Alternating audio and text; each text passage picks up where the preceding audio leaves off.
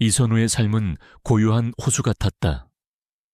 잔잔한 수면 아래에는 깊고 어두운 심연이 숨겨져 있었다. 그는 한때 촉망받는 작곡가였지만 지금은 낡은 악보더미 속에 갇혀 과거의 영광을 그리워할 뿐이었다. 그의 일상은 병매 지친 아버지 이규철을 돌보는 것에 맞춰져 있었다. 아버지는 치매를 앓고 계셨고 그의 세상은 점차 사라져가는 기억의 파편들로 채워지고 있었다. 선우는 매일 반복되는 돌봄 속에서 자신의 꿈과 열정을 잃어가는 것을 느꼈지만 아버지의 곁을 떠날 수 없었다. 그들의 집은 오래된 주택에 자리 안 낡고 허름한 집이었다. 벽지는 여기저기 뜯겨 있었고 퀴퀴한 곰팡이 냄새가 코를 찔렀다. 선우는 아버지를 위해 작은 방을 병실처럼 꾸몄다. 삐빅, 삐빅. 생명 유지 장치의 규칙적인 알림음은 그의 일상을 지배하는 유일한 소음이었다. 밤이 되면 그는 아버지의 곁에서 잠 못 이루고 과거를 회상했다. 그의 어머니는 10년 전 지병으로 세상을 떠났다. 어머니의 죽음 이후 아버지의 치매는 더욱 깊어졌고 선우는 홀로 모든 것을 감당해야 했다. 그는 외로웠지만 그 누구에게도 자신의 고통을 털어놓지 못했다.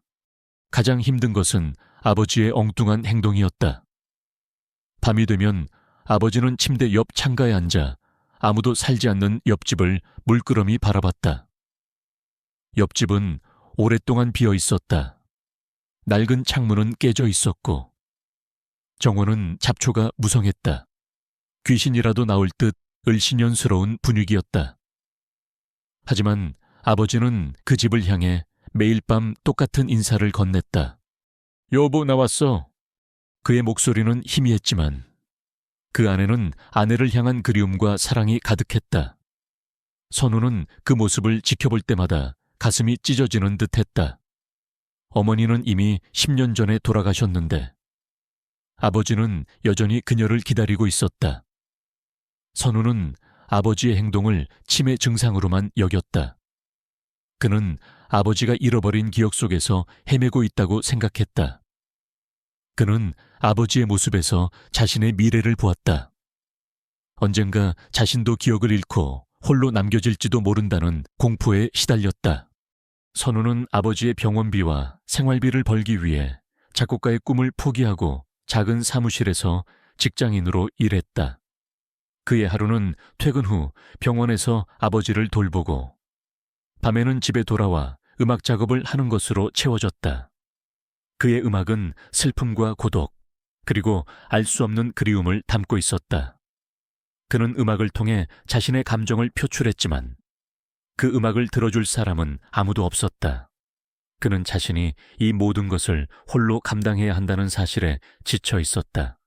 선우는 아버지의 여동생이자 자신의 고모인 이수진에게서도 도움을 받을 수 없었다. 수진은 오빠의 병세가 깊어지자 오빠의 재산을 노리고 선우에게 압력을 가했다. 그녀는 선우가 아버지를 제대로 돌보지 않는다고 비난했고 아버지를 요양원에 보낸 후 집을 팔아 재산을 나누자고 종용했다. 선우야, 너 혼자서 감당하기 힘들잖아.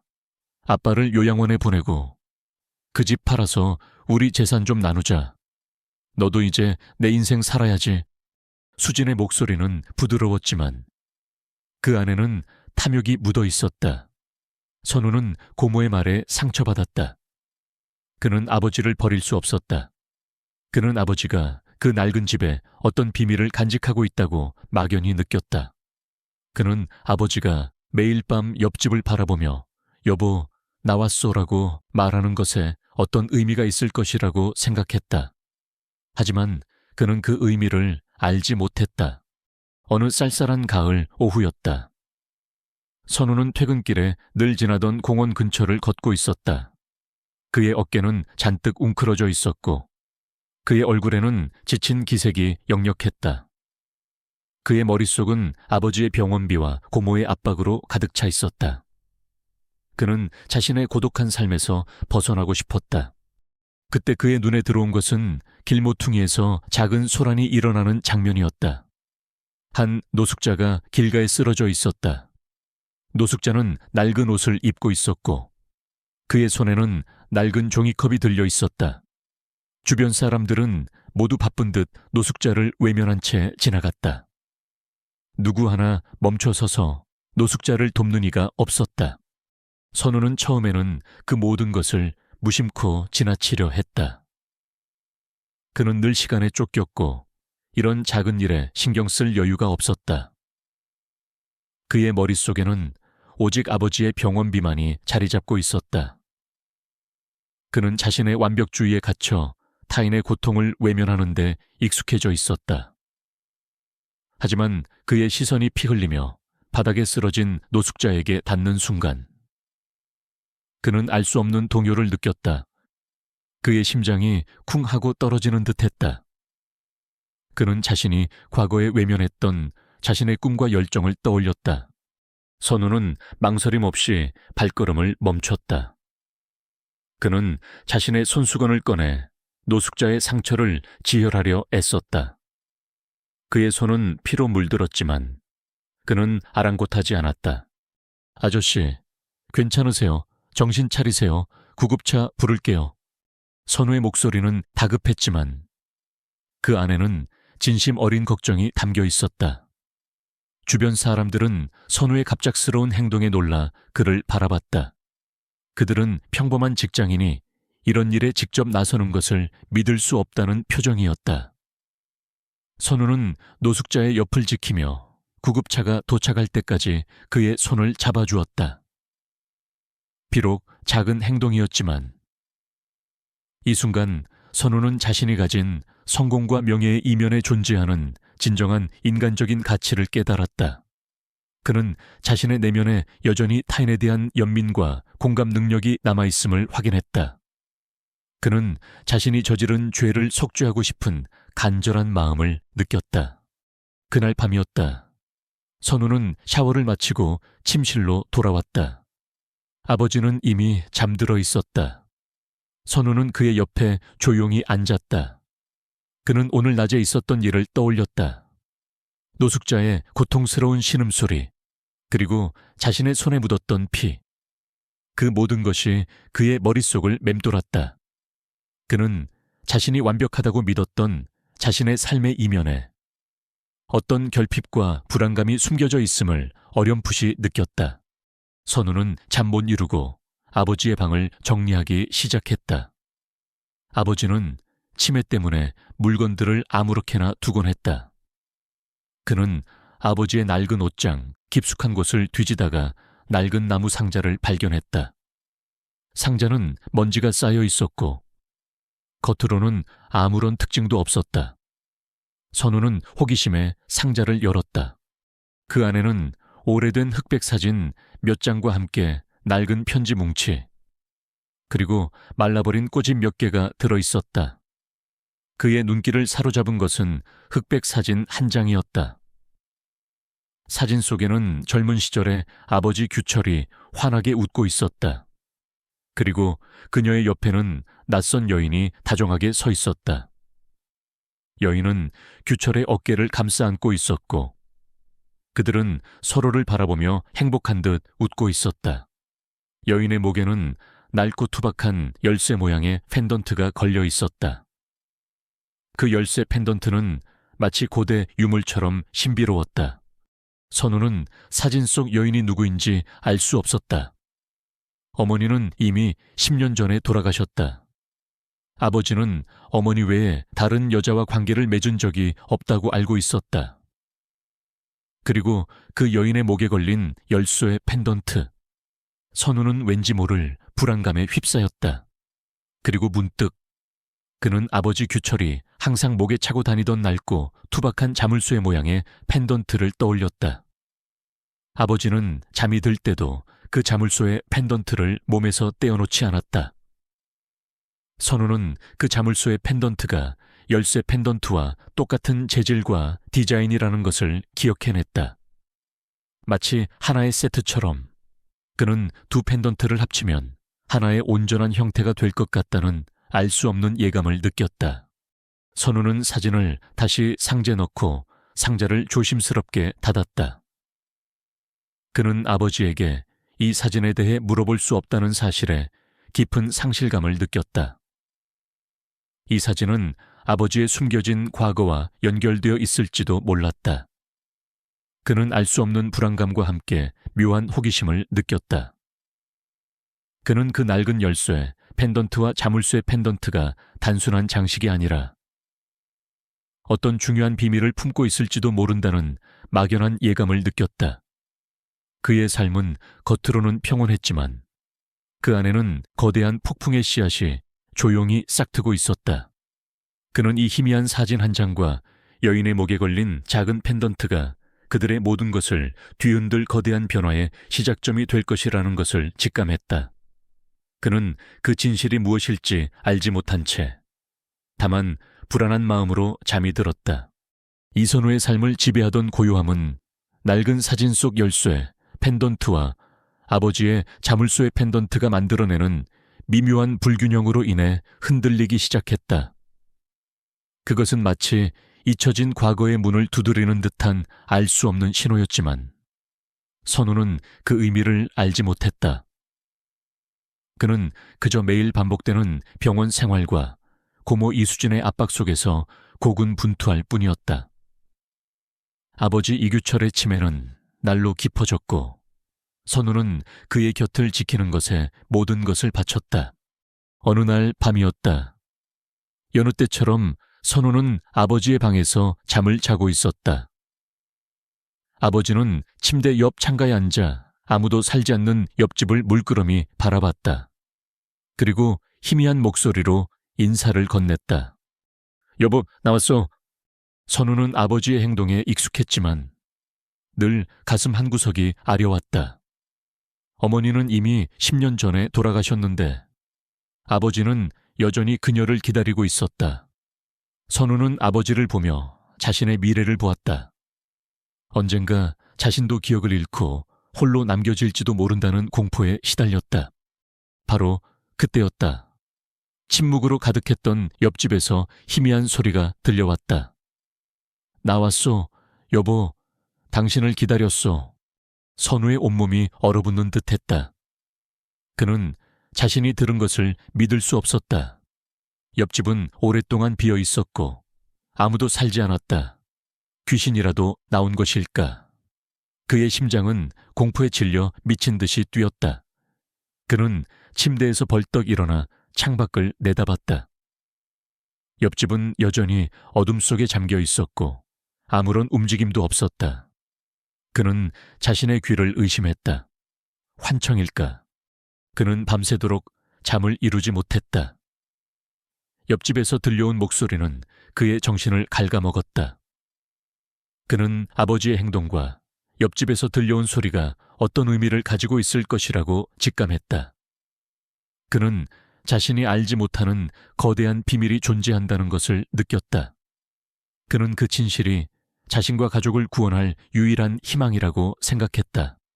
다음 날 아침 선우는 지친 기색으로 아버지의 방을 나섰다. 그의 얼굴은 창백했고 눈 밑에는 깊은 다크서클이 드리워져 있었다. 그는 밤새도록 옆집에서 들려온 목소리에 대한 의문을 떨칠 수 없었다. 그는 그 모든 것이 단순한 우연이 아니라는 것을 직감했다. 그때 거실에는 고모 이수진이 앉아 있었다. 그녀의 얼굴에는 조급함이 묻어 있었다. 그녀는 선우를 보자마자 다그치기 시작했다. 선우야, 너 요즘 왜 그렇게 이상해? 아빠를 요양원에 보낸다고 했잖아. 빨리 집 팔아서 우리 재산 좀 나누자. 너 아빠를 제대로 돌보지도 못하잖아. 수진의 목소리는 날카로운 칼날 같았다. 그녀는 오빠 이규철의 재산을 노리고 선우에게 압력을 가했다.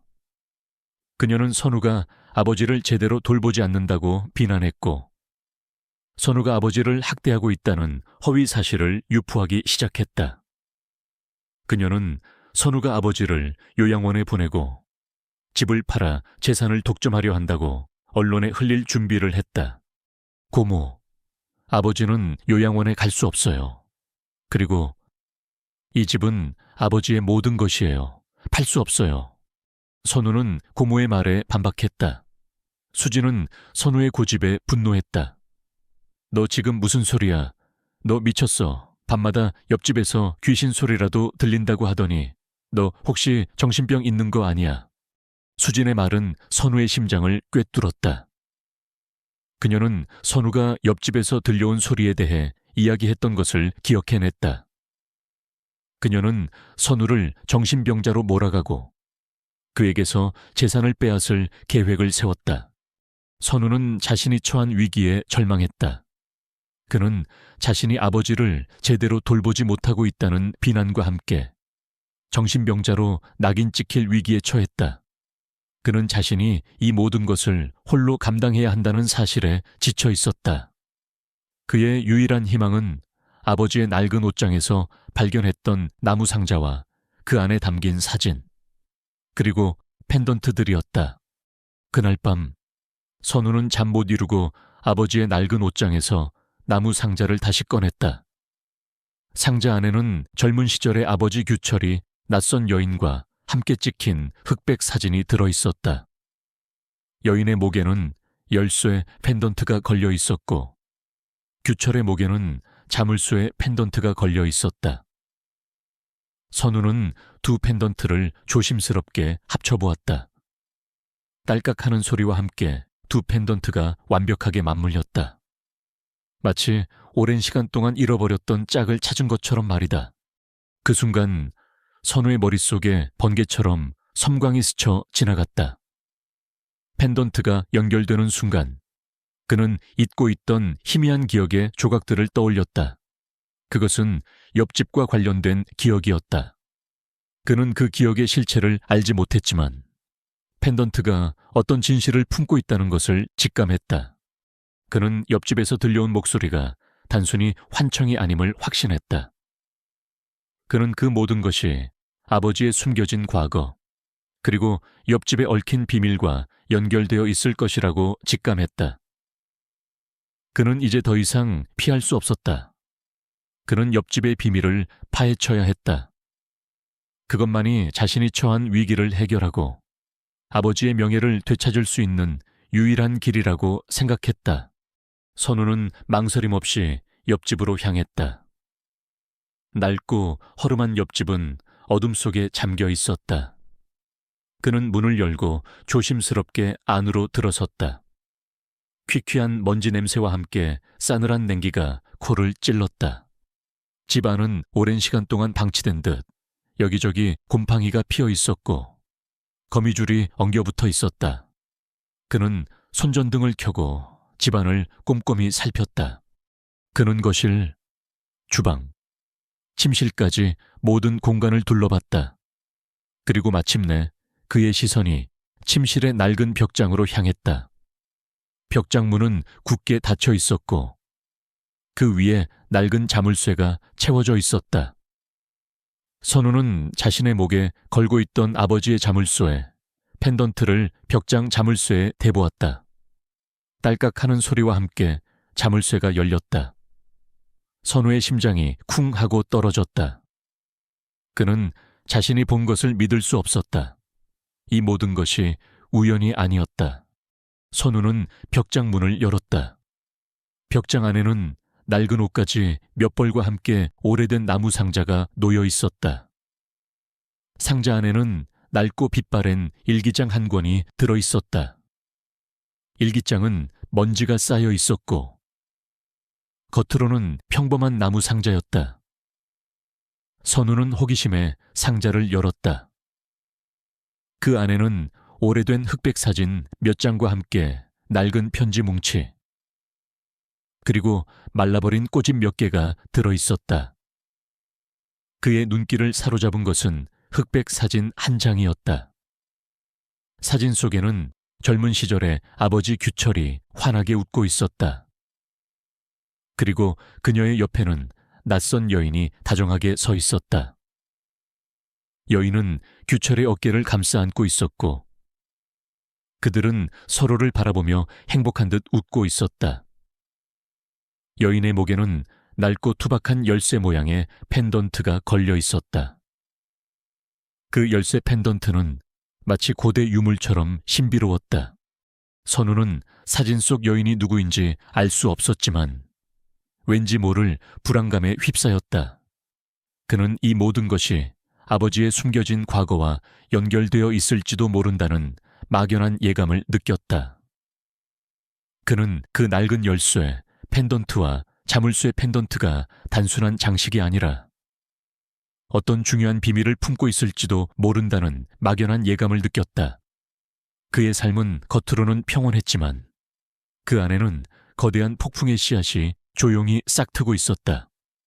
그는 이 희미한 사진 한 장과 여인의 목에 걸린 작은 펜던트가 그들의 모든 것을 뒤흔들 거대한 변화의 시작점이 될 것이라는 것을 직감했다. 그는 그 진실이 무엇일지 알지 못한 채 다만 불안한 마음으로 잠이 들었다. 이선우는 낡은 옆집 벽장에서 발견한 일기장과 사진, 그리고 열쇠 펜던트의 비밀에 압도되었다. 그의 심장은 격렬하게 뛰었고 온몸에 소름이 돋았다. 일기장은 낡고 빛발에 있었지만 그 안에 담긴 내용은 충격적이었다. 그것은 20년 전 옆집에서 살았던 박민지라는 여인이 직접 쓴 일기였다. 그리고 일기장 속에는 끔찍한 진실이 담겨 있었다. 19XX 년 액슈얼실. 그날 밤 나는 모든 것을 잃었다. 그 악마 같은 자식. 이준호가 나의 모든 것을 빼앗아갔다. 내 재산, 내 명예, 그리고 내 목숨까지 빼앗으려 했다.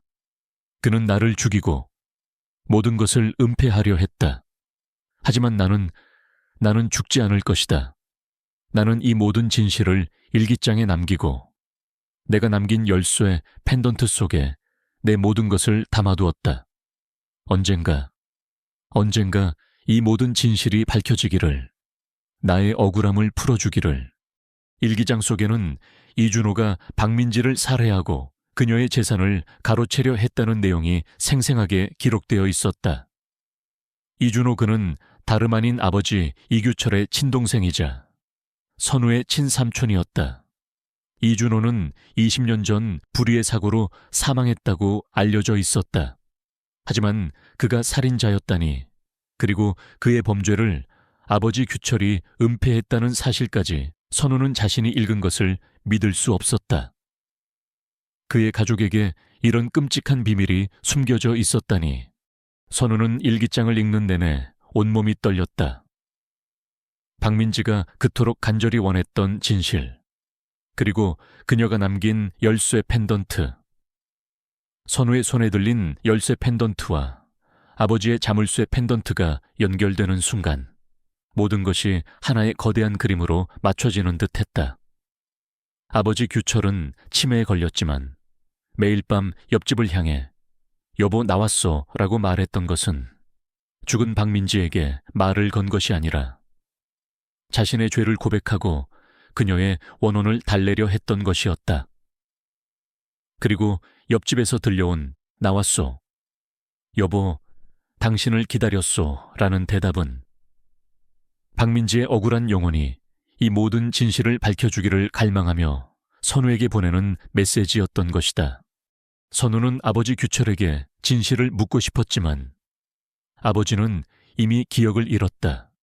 그는 이제 홀로 이 모든 진실을 감당해야 했다. 그는 아버지의 죄를 대신 속죄하고 박민지의 억울함을 풀어줘야 한다는 강한 책임감을 느꼈다. 그때 집안에 침묵이 흘렀다. 고모 이수진이 선우의 방문을 열고 들어섰다.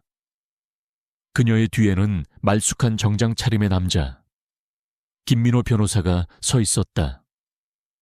김민호는 날카로운 눈빛과 능글맞은 미소를 가진 인물로 수진의 모든 불법적인 일을 처리해주는 교활한 변호사였다. 선우야, 너 요즘 왜 그렇게 이상해? 아빠를 요양원에 보낸다고 했잖아. 빨리 집 팔아서 우리 재산 좀 나누자. 너 아빠를 제대로 돌보지도 못하잖아. 수진의 목소리는 날카로운 칼날 같았다. 그녀는 선우의 손에 들린 일기장을 노려봤다. 그녀는 선우가 옆집에서 무언가를 발견했다는 것을 어렴풋이 짐작했다. 그녀는 그 모든 것이 자신에게 불리하게 작용할까봐 불안했다. 고모, 지금 중요한 이야기가 있습니다. 이 일기장 속에는 우리 가족의 끔찍한 비밀이 담겨 있습니다. 선우는 떨리는 목소리로 말했다. 그는 일기장을 펼쳐 수진에게 보여주었다.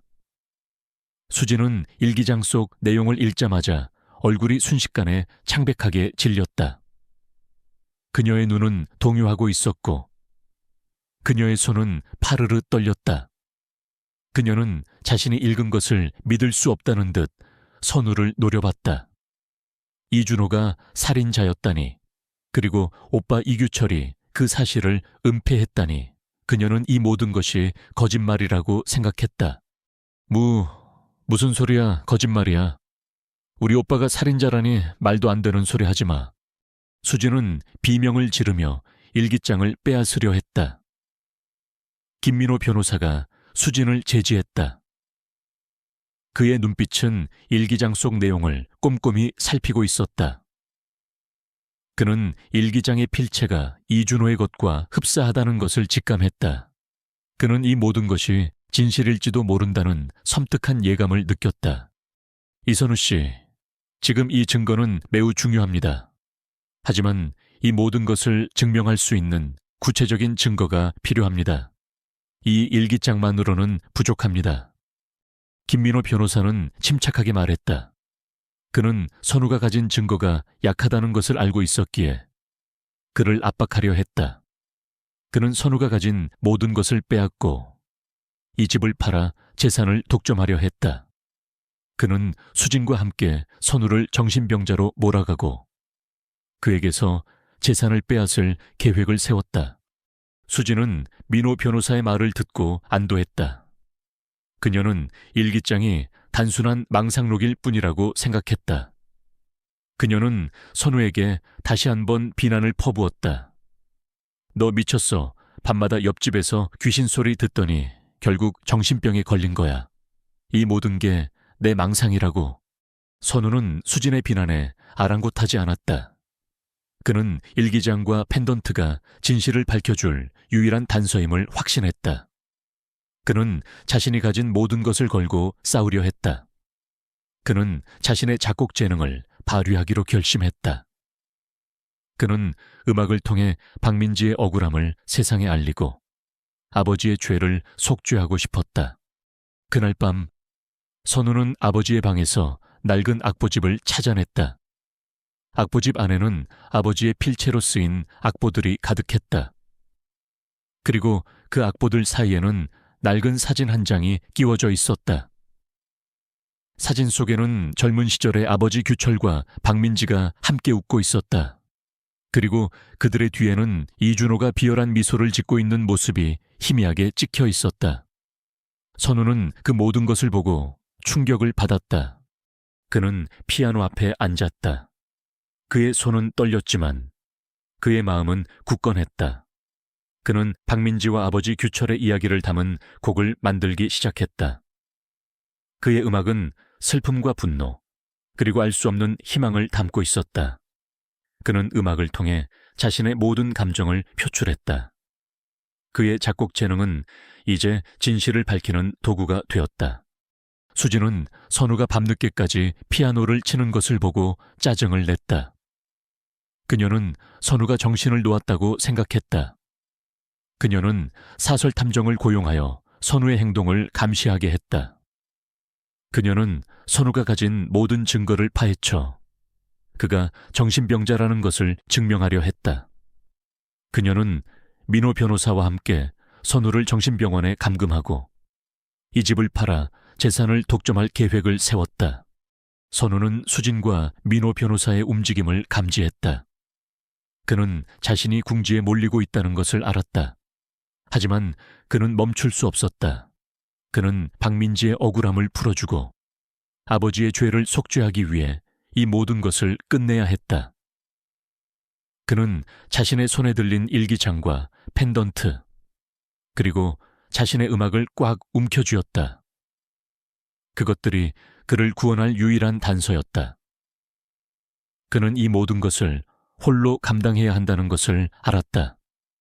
그는 이 모든 것이 그의 삶과 가족의 운명에 어떤 의미를 가져올지 전혀 알지 못한 채 자신이 상상조차 하지 못했던 진실과 마주하게 될 것이라는 사실을 전혀 알지 못한 채 말이다. 그의 눈빛은 결연했지만 그의 마음속에는 알 수 없는 두려움과 함께 진실을 향한 강렬한 갈망으로 불타올랐다. 이선우의 삶은 이제 지옥과 같았다.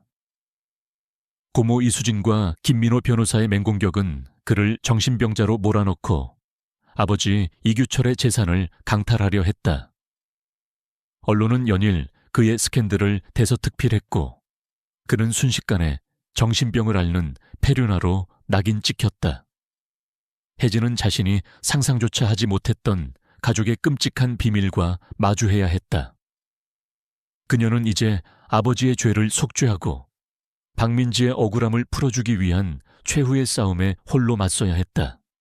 이선우 씨, 당신의 정신 상태는 심각합니다. 밤마다 아무도 살지 않는 옆집에서 귀신 소리를 듣고 헛것을 본다고 주장하는군요. 당신은 아버지를 제대로 돌볼 능력이 없습니다. 이규철 씨의 재산을 모두 넘기고 당장 정신병원으로 가십시오. 수진은 병원 로비에서 정에게 날선 질문을 쏟아냈다. 그녀의 얼굴에는 승리감과 함께 조롱이 가득했다. 그녀는 미리 매수된 기자들을 동원하여 정호의 모든 것을 언론에 폭로했다. 정호는 고개를 숙인 채 기자들의 플래시 세례를 피하려 애썼다.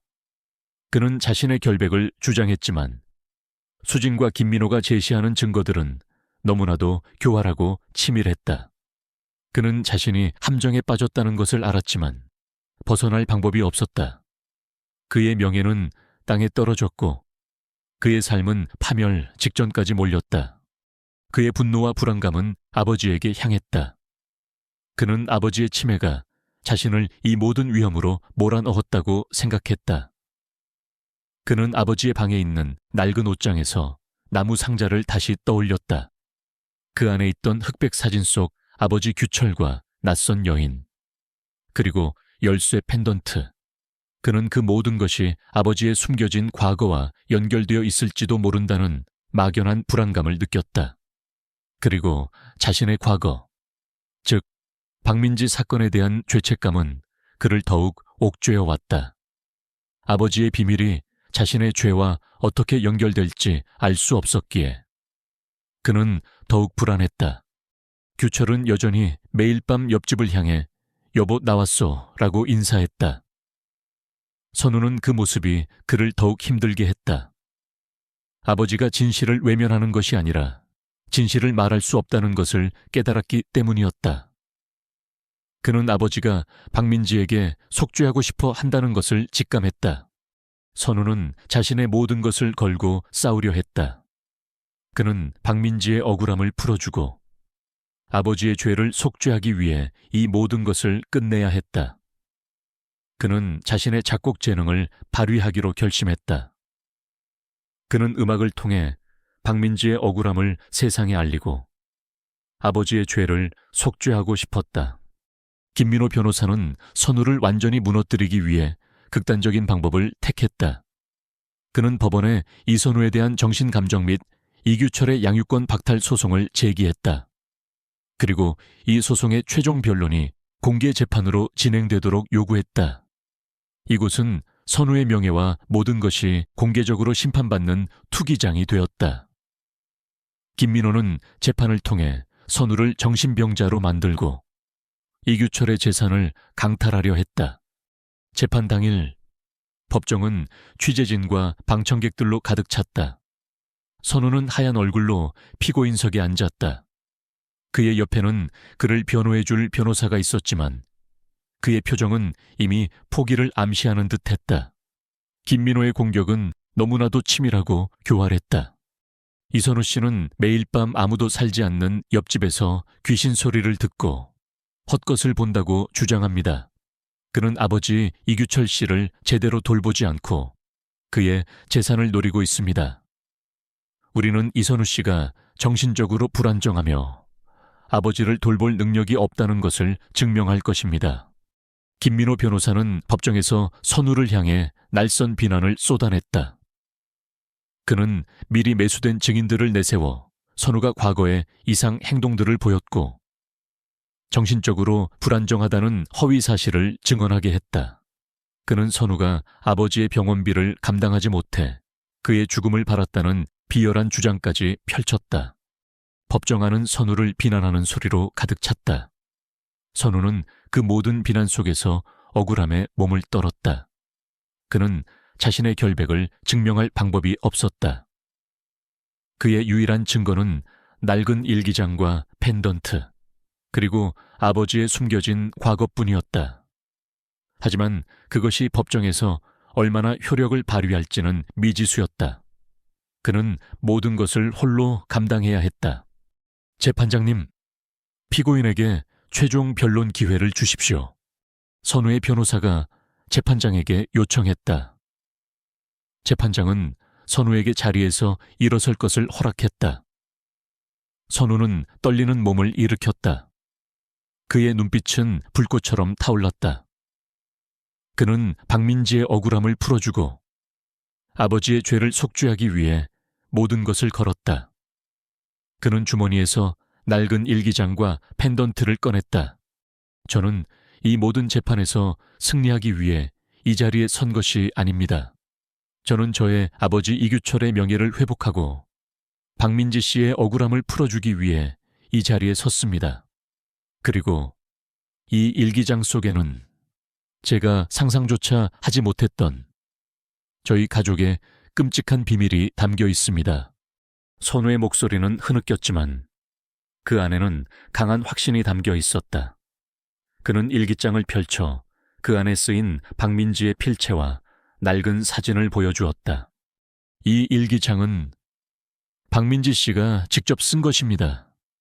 그녀는 이준호에게 살해당했습니다. 이준호는 저의 삼촌입니다. 그리고 아버지 이규철은 그 진실을 은폐했습니다. 선우의 말이 끝나자마자 법정은 완전한 침묵에 잠겼다. 기자들은 경악한 듯 그를 바라봤다. 김민호와 수진의 얼굴은 흑빛으로 변했다.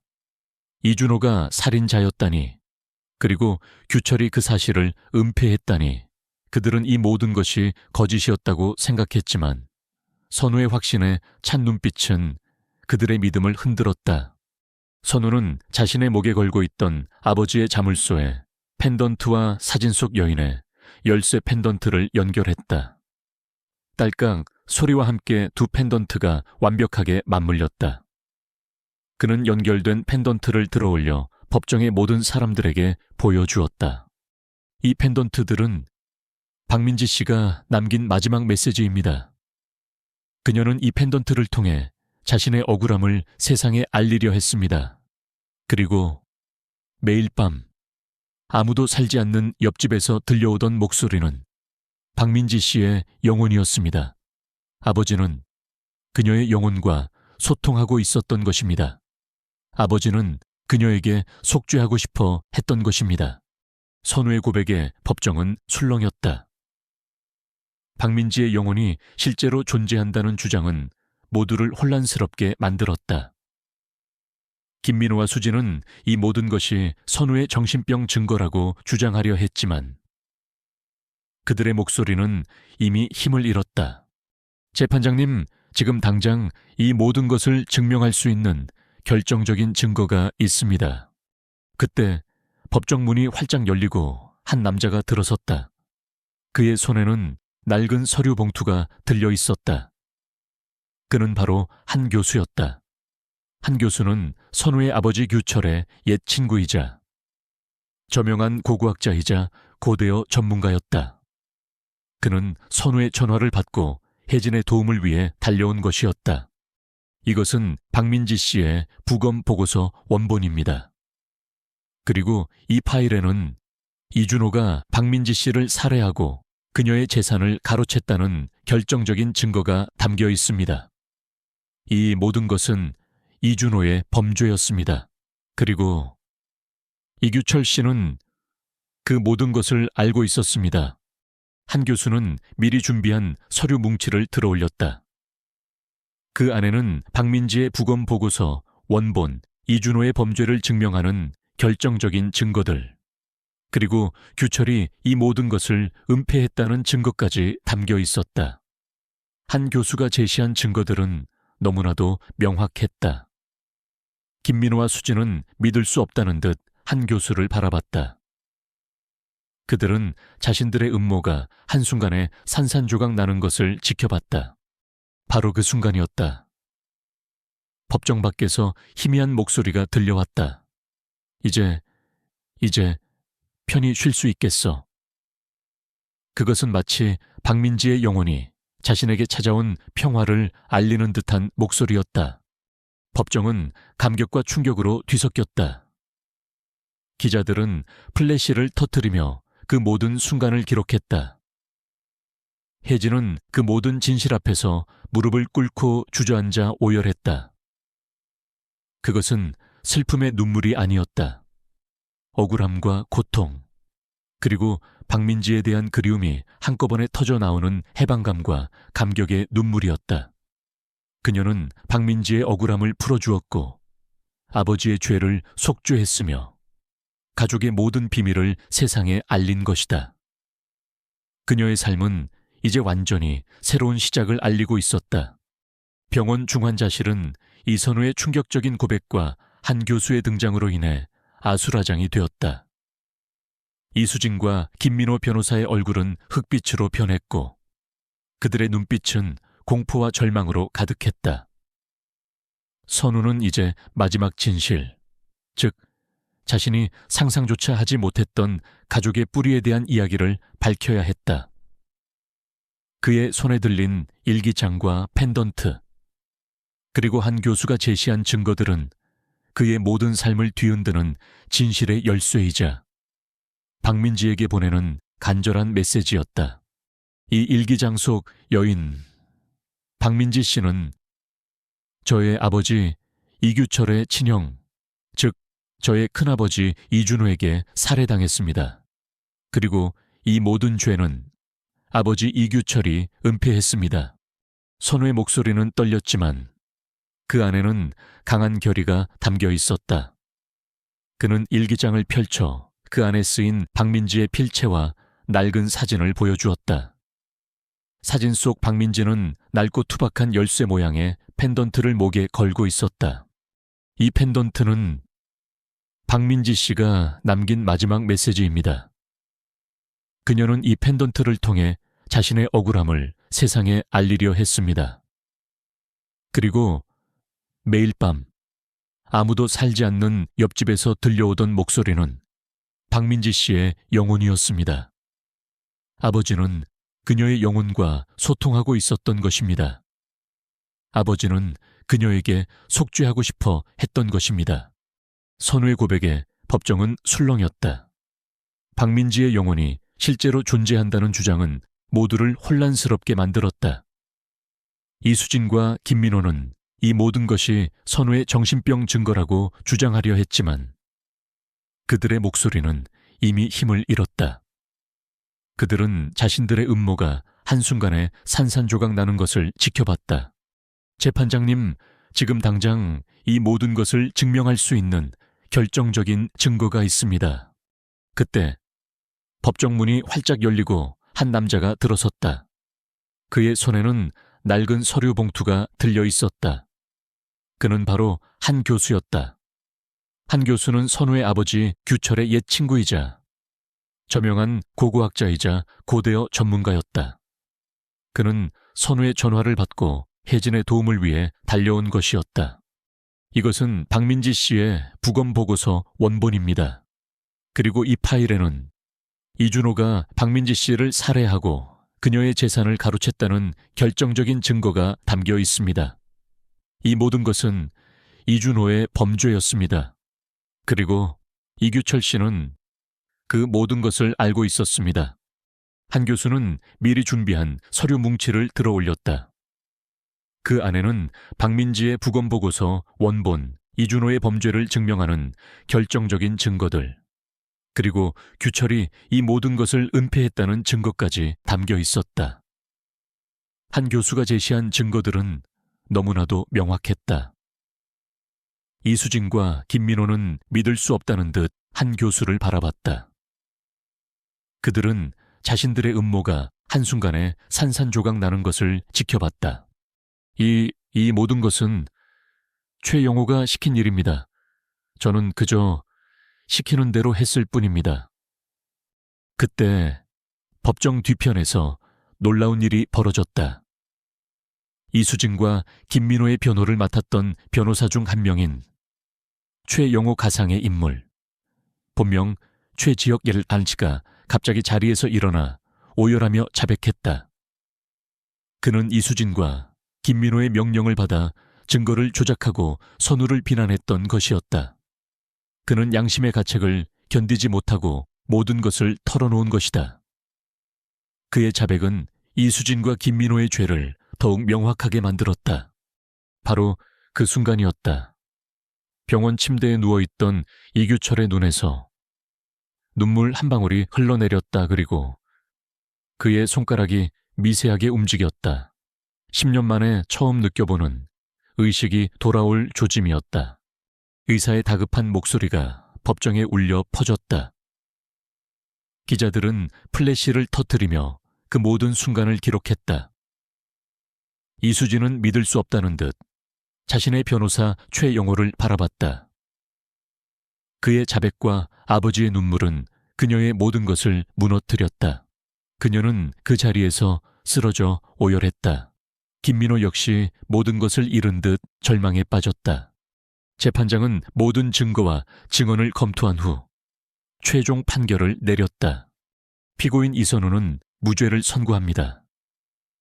피고인 이선우에 대한 정신감정 및 이규철의 양육권 박탈 혐의는 모두 기각합니다. 원고 이수진은 피고인 이선우에게 제기한 모든 소송을 취하하며 피고인 이선우에게 명예훼손에 대한 손해배상을 지급해야 합니다. 또한 이수진, 김민호, 최영호는 과거 저지른 모든 불법적인 행위와 박민지 살해 공모, 재산 강탈, 이선우에 대한 명예훼손 및 협박 혐의로 법의 심판을 받을 것입니다. 재판장의 판결이 끝나자마자 법정은 감격과 함께 뜨거운 박수갈채로 가득 찼다. 기자들은 플래시를 터뜨리며 그 모든 순간을 기록했다. 선우는 그 자리에서 무릎을 꿇고 주저앉아 오열했다. 그것은 슬픔의 눈물이 아니었다. 억울함과 고통, 그리고 박민지에 대한 그리움이 한꺼번에 터져 나오는 해방감과 감격의 눈물이었다. 그는 박민지의 억울함을 풀어주었고 아버지의 죄를 속죄했으며 가족의 모든 비밀을 세상에 알린 것이다. 그의 삶은 이제 완전히 새로운 시작을 알리고 있었다. 선우는 법정을 나서며 눈물을 흘렸다. 그의 눈에는 아버지 이규철을 향한 깊은 사랑과 함께 저주에서 벗어났다는 해방감이 가득했다. 그는 자신이 갇혀있던 어둠에서 벗어나 빛을 향해 나아가고 있었다. 그의 아버지가 의식을 회복했다는 것은 단순한 기적이 아니었다. 그것은 이 모든 진실이 밝혀지고 정의가 실현되었음을 증명하는 가장 확실한 증거였다. 법정은 이선우의 완벽한 승리로 막을 내렸다. 이수진과 김민호 변호사, 그리고 최영호는 자신들의 탐욕과 악행이 만천에 드러나자 그 자리에서 경찰에게 체포되었다. 그들은 사기 무고, 살인 공모 등 끔찍한 혐의로 기소되었고 그들의 삶은 파멸을 맞이했다. 법의 심판은 그들에게 정당한 대가를 치르게 할 것이었다. 선우는 법정을 나서며 벅찬 감격에 휩싸였다. 지난 세월 자신을 짓눌렀던 정신병이라는 낙인과 아버지에 대한 오해가 한순간에 씻겨 내려가는 듯했다. 그의 눈은 붉게 충혈되었지만 그 안에는 이제 슬픔 대신 깊은 안도감과 희망이 반짝였다. 그는 박민지의 낡은 일기장과 펜던트, 그리고 아버지의 희미한 눈물 자국이 남은 손을 꽉 움켜쥐었다. 그것들은 단순한 유품이 아니라 박민지의 억울함과 아버지의 속죄, 그리고 그를 향한 사랑이 담긴 가장 소중한 보물이었다. 병원으로 향하는 길. 선우는 아버지 이규철의 병실에서 기적 같은 소식을 기다렸다. 아버지가 의식을 회복했다는 소식은 그에게 새로운 삶의 시작을 알리는 신호탄이었다. 그는 아버지의 침대 곁에 앉아 그의 손을 잡았다. 아버지는 눈을 감고 있었지만 그의 손은 따뜻했고 그의 얼굴에는 평화로운 미소가 드리워져 있었다. 아버지, 저 선우예요. 이제 다 괜찮아요. 모든 진실이 밝혀졌어요. 민지 씨도 이제 편히 쉴 수 있을 거예요. 선우의 목소리는 흐느꼈지만 그 안에는 깊은 안도감이 담겨 있었다. 그 순간 규철의 눈에서 희미하게 눈물이 흘러내렸다. 그의 손가락이 미세하게 움직였다. 그것은 선우를 향한 아버지의 대답이었다. 그는 선우가 모든 진실을 밝혀냈다는 것을 알고 있었다. 그는 아들의 용기와 지혜에 감격하고 있었다. 선우는 아버지의 눈물을 보며 오열했다. 그것은 슬픔의 눈물이 아니었다. 억울함과 고통, 그리고 박민지에 대한 그리움이 한꺼번에 터져나오는 해방감과 감격의 눈물이었다. 선우는 박민지의 유해가 묻혀있는 낡은 묘지를 찾았다. 20년 전 그녀는 쓸쓸하게 그곳에 묻혔다. 선우는 박민지의 묘비 앞에 국화를 놓았다. 그리고 그녀의 낡은 일기장과 연결된 펜던트를 묘비 앞에 놓았다. 민지 씨, 이제 편히 쉬세요. 당신의 억울함은 모두 풀렸습니다. 당신의 영혼은 이제 자유로울 겁니다. 그리고 이 모든 것은 당신이 제게 남긴 마지막 메시지 덕분입니다. 선우의 목소리는 담담했지만 그 안에는 깊은 존경심이 담겨 있었다. 그는 이제 더 이상 옆집에서 들려오는 목소리에 두려워하지 않았다. 박민지의 영혼은 이제 편히 쉴 수 있을 것이었다. 한 교수는 선우의 가장 든든한 조력자였다. 그는 선우가 밝혀낸 모든 진실을 언론에 공개했고 강씨 가문의 유전병에 대한 연구를 계속했다. 그는 자신의 지식과 경험을 통해 유전병의 원인을 더 깊이 파헤쳤고 마침내 이 병을 완치할 수 있는 치료법을 개발하는 데 성공했다. 그의 연구는 이규철에게도 적용되었고 규철의 건강은 점차 호전되기 시작했다. 이수진은 모든 것을 잃은 후 방황했지만 혜진과 한 교수의 도움으로 점차 회복하기 시작했다. 그녀는 자신의 잘못을 진심으로 뉘우쳤고 혜진에게 진심으로 사죄했다. 혜진은 수진의 사과를 받아주었다. 그녀는 수진 역시 김민호와 최영호의 희생양이었음을 이해했다. 수진은 남은 삶을 속죄하며 재단을 돕는 데 헌신하기로 했다. 선우는 자신의 작곡 재능을 활용하여 사회에 기여하고 싶었다. 그는 아버지의 유산과 이준호, 박민지의 재산을 바탕으로 희망의 선율 재단을 설립했다. 재단은 세 가지 중요한 목표를 가지고 있었다. 첫째, 유전병으로 고통받는 환자들을 위한 치료비 및 연구 지원, 그리고 심리상담 프로그램을 제공하는 것이었다. 둘째, 박민지처럼 억울하게 희생된 이들을 돕고 그들의 명예를 회복하며 정의를 실현하는 것이었다. 셋째, 음악을 통해 사람들에게 위로와 희망을 전하고 예술을 통한 치유를 실현하는 것이었다. 선우는 재단을 통해 자신의 아픔을 다른 이들을 돕는 데 사용하고 싶었다. 규철은 재단의 설립에 적극적으로 참여하며 선우의 가장 든든한 조력자가 되어 주었다. 그는 유전병 치료를 통해 건강을 되찾았고 과거의 어둠에서 벗어나 새로운 삶을 살기 시작했다. 그는 아들의 선한 영향력을 보며 진정한 행복을 느꼈다. 강씨 가문의 낡은 집은 이제 더 이상 병자의 집이 아니라 희망과 치유의 상징이 되었다. 선우는 그 집을 재단의 본부로 사용하기로 했다. 선우는 이제 매일 밤 옆집을 향해 여보 나왔소 라고 말하는 아버지의 행동에 더 이상 슬퍼하지 않았다. 그는 아버지가 박민지에게 속죄하고 그녀의 영혼이 편히 쉬기를 바라는 마음에서 그렇게 말한다는 것을 알았다. 그리고 때로는 옆집에서 들려오는 희미한 나왔소, 여보라는 대답을 들으며 박민지의 영혼이 자신에게 찾아온 평화를 알리는 듯한 미소를 지었다. 선우의 삶에는 진정한 평화가 찾아왔다. 그것은 단순히 갈등의 부재가 아니었다. 잃어버린 진실을 찾아내고 상처를 치유하며 새로운 가족을 맞이하고 그리고 타인을 용서한 완전하고 진정한 평화였다. 그는 이제 더 이상 어둠 속에 갇혀 있지 않았다.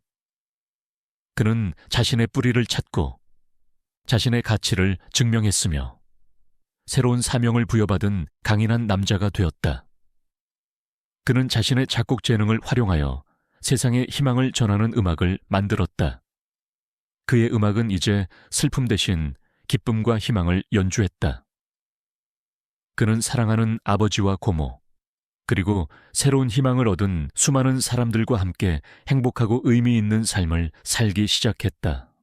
5년의 세월이 흐른 뒤 이선우의 삶은 과거의 어둠과 고독에서 완전히 벗어나 눈부신 빛을 발하고 있었다.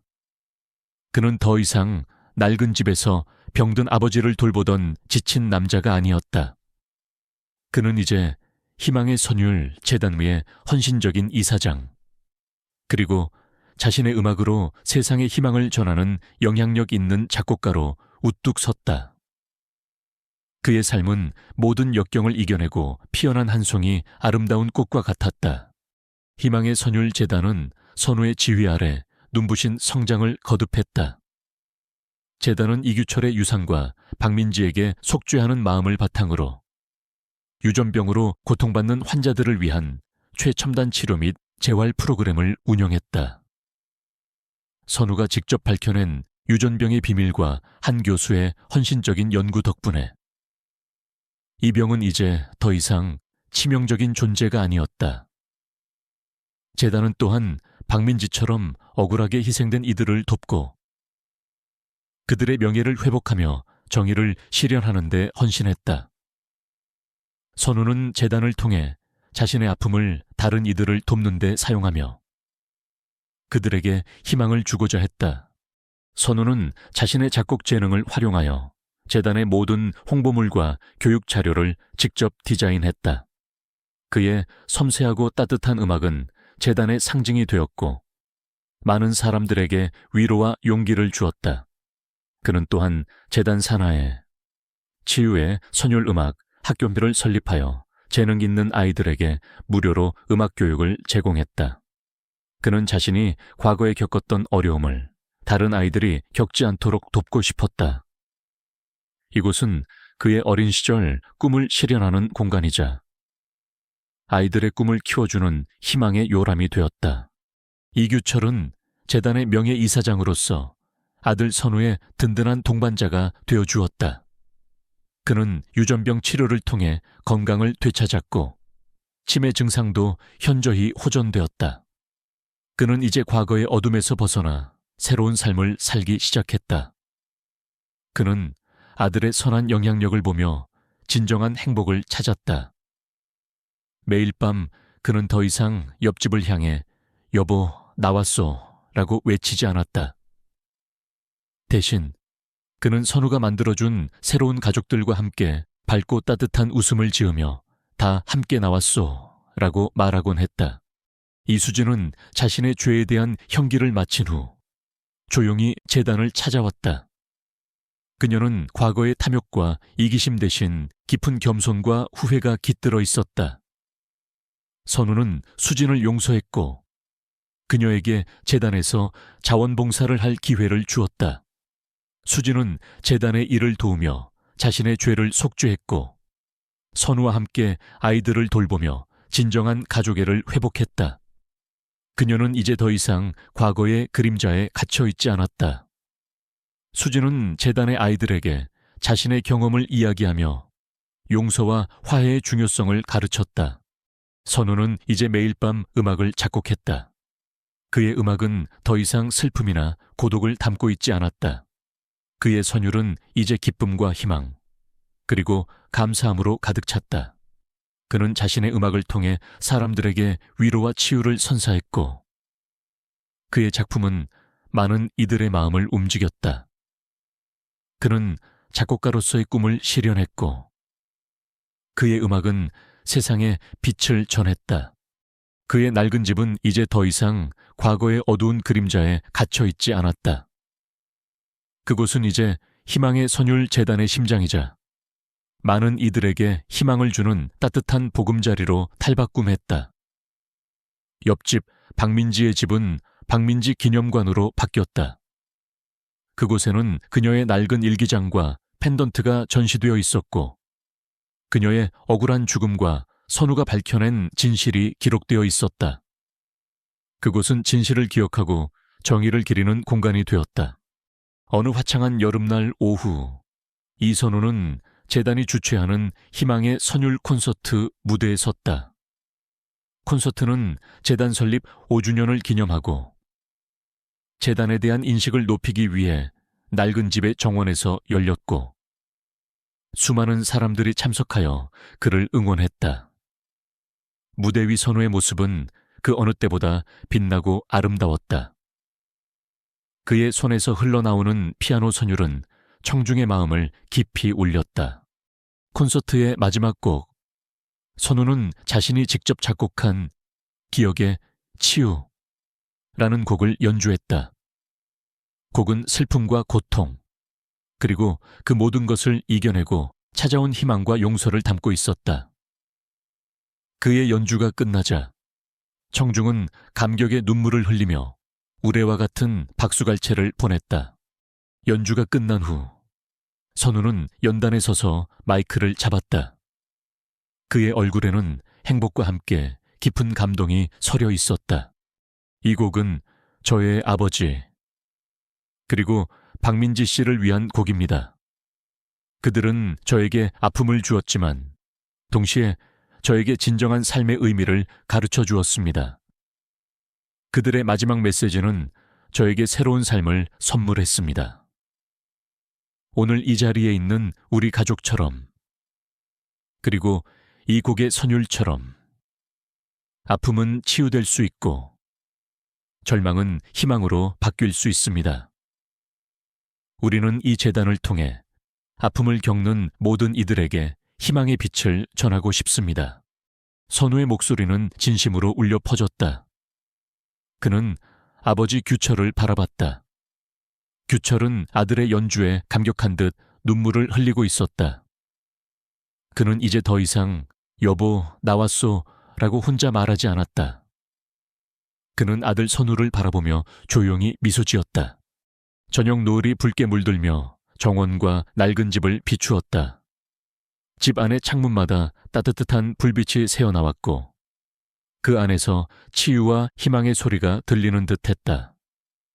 낡은 집은 더 이상 어둡고 칙칙한 곳이 아니었다.